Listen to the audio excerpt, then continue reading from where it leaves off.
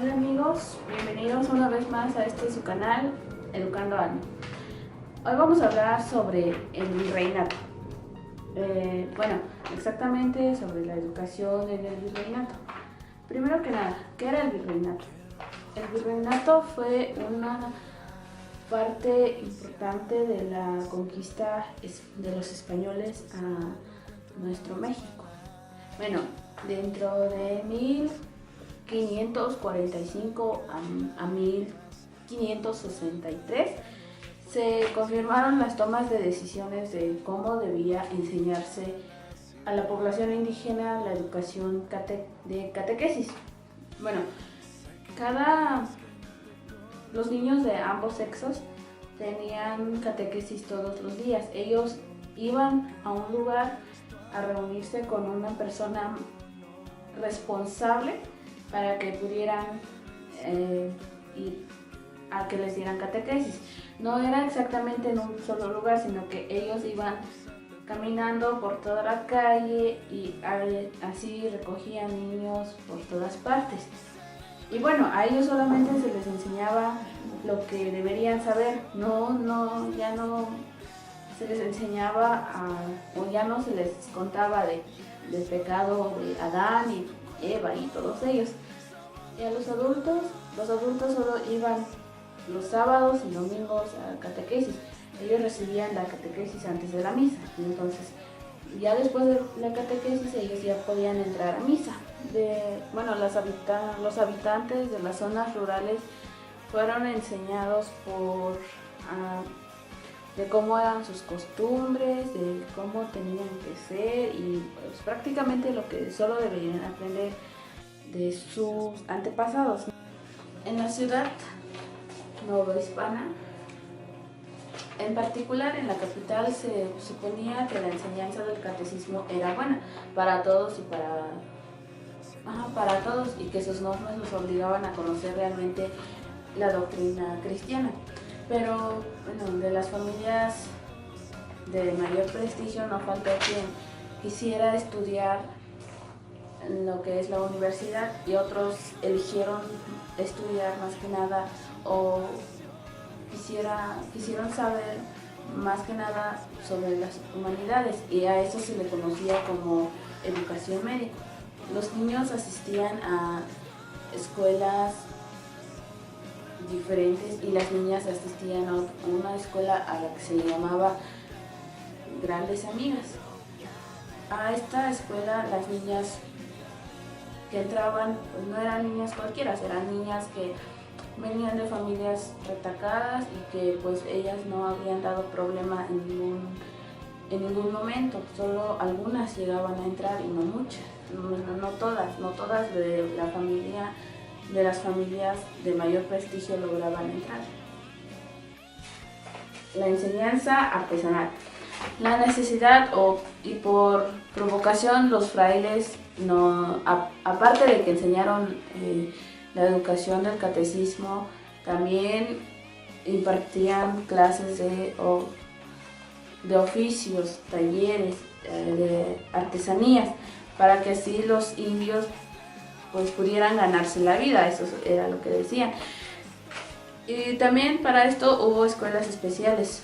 Bueno, la más conocida fue la de San José de los Naturales, pero también estaba la de los Agustinos, donde allí pues prácticamente sí enseñaban mejor que en la de San José de los Naturales.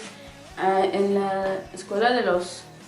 el convento michoacano de los Agustinos se enseñaba lo que es talleres de pintura, de carpintería y entre otras cosas.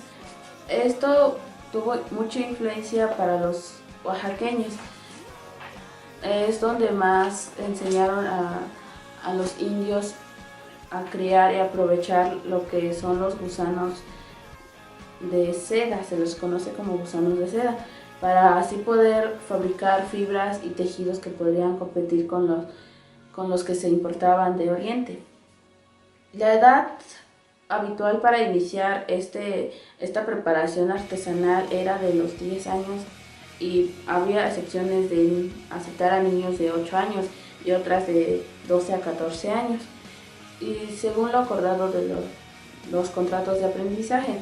El tiempo calculado para que durara este aprendizaje o esta enseñanza era de 4 años, según, pero habían otros que duraban menos, otros otros que duraban más, según facultad del oficio.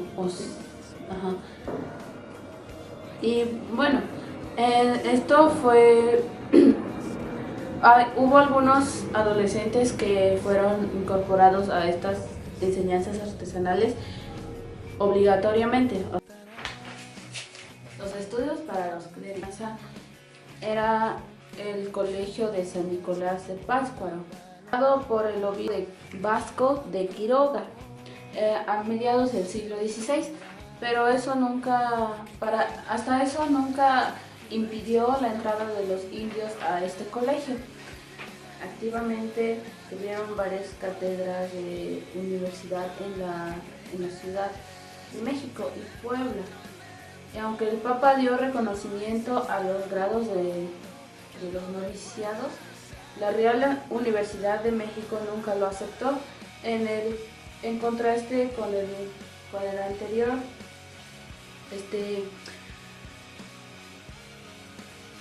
clérigos tan solo tuvieron estudios mayores en Guadalajara.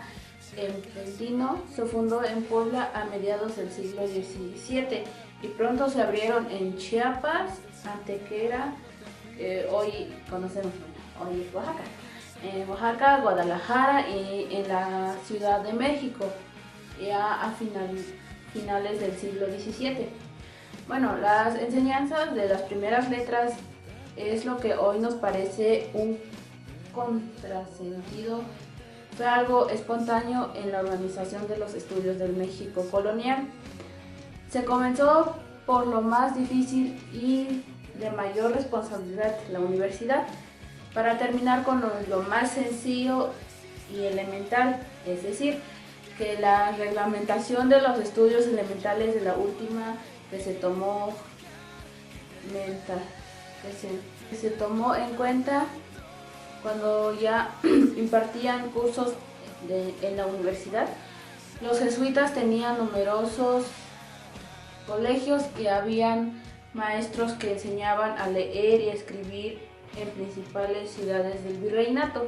Nadie sabe cuándo fue que llegaron los profesores, los maestros laicos, porque pues nunca hubo un dato exacto de cuándo llegaron a nuestro país, a nuestra ciudad, para así impartir enseñanzas de las letras, de las primeras letras. Hubo también maestros particulares que enseñaban a los alumnos en sus casas y cobraban por enseñar, cobraban por cada lección enseñada, y así fue como la población aumentó y las escuelas particulares aumentaron también. Estos maestros particulares cobraron lo que pudieron conseguir y le enseñaron a los pequeños las primeras letras con mayor o menor habilidad según sus capacidades particulares. Esto de que los maestros particulares cobraban por las lecciones que impartían incomodó mucho a los maestros que tenían las capacidades buenas, la mejor formación.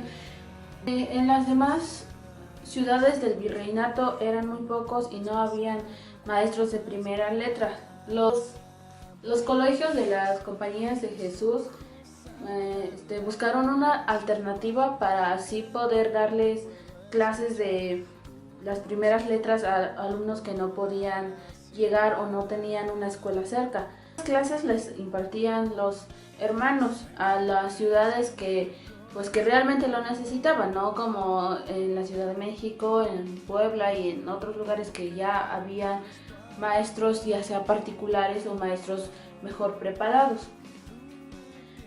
En esta parte vamos a abarcar un tema muy importante, lo que es la educación femenina. Pues como siempre, en todas partes, yo creo, era en el virreinato las mujeres no iban a escuelas ni nada de eso. Ellas aprendían lo que era necesario o lo que debían aprender, lo que son las actividades cotidianas que en algún momento iban a realizar o ya realizaban. No porque no hubieran escuelas para niñas o cosas así, sino que ellas no eran ordenadas por el sacerdote o no recibían órdenes sacerdotales ni desempeñaban funciones administrativas. Entonces, de modo que que las labores del hogar y algunas gracias particulares como la música, el canto, parecían suficientes para quienes permanecían en el siglo, mientras que las novicias que ingresarían en los conventos deberían saber leer y escribir según las necesidades de la comunidad. Llegarían a ser administradoras o cronistas en la orden. Entonces había mayor oportunidad de asistir a establecimientos educativos. Bueno amigos, en esta ocasión vamos a tener también la opinión del público. Vamos a hacer entrevistas sobre qué piensan o cómo creen que era la educación en el virreinato. Vamos a ver qué nos dicen. En el virreinato la educación se daba más a las ¿cómo se llama? A las clases sociales altas, ya en cuanto a eran los obreros, los hijos de los obreros se les daba educación porque pues ellos su chamba prácticamente nada más era trabajar, era todo, pues en cambio la burguesía, lo que eran los hijos de reyes, La clase más alta. Bueno, esa como comentaba el compañero, se daba en base a las clases sociales, que como ya sabemos estaban clasificadas en clases altas, medias y bajas, ¿no? Pues la clase baja era representada por los obreros, los artesanos, o más que nada la mano de obra barata, la que la pagaban barata, y pues por lo mismo que la pagaban así, existía en ese periodo lo que era la esclavitud, ¿no? Si no más recuerdo, en donde pues la clase alta pues se aprovechaba de la clase baja y era por eso que pues, la educación pues, se le podía brindar a la clase de escasos recursos, podría decir. ¿Y crees que la educación de los hombres era igual al de las mujeres? Claro que no. Desde en esa época hasta la fecha se puede decir que hay discriminación tanto entre los hombres como las mujeres. Siempre le han dado más preferencias a los hombres en cuestión de trabajo.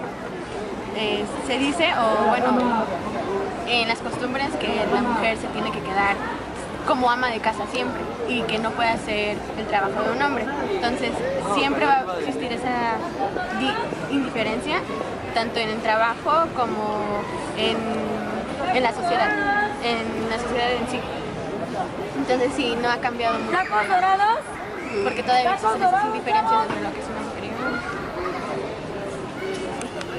En el virreinato yo creo que era de cierta forma innovadora porque los españoles nos educaron, nos inculcaron sus creencias y la forma en la que ellos se manejan y cómo viven, y pues así quedamos nosotros. Gracias a eso estamos aquí. ¿Cree que en el virreinato la educación de la mujer y el hombre era igualitaria? No era nada igualitaria. La mujer no tenía derecho a entendida educación, nada más los hombres, y hasta ahorita es cuando ya están dejando que la mujer empiece a votar y que empiece a tener otros privilegios, al igual que los hombres. Hecho político.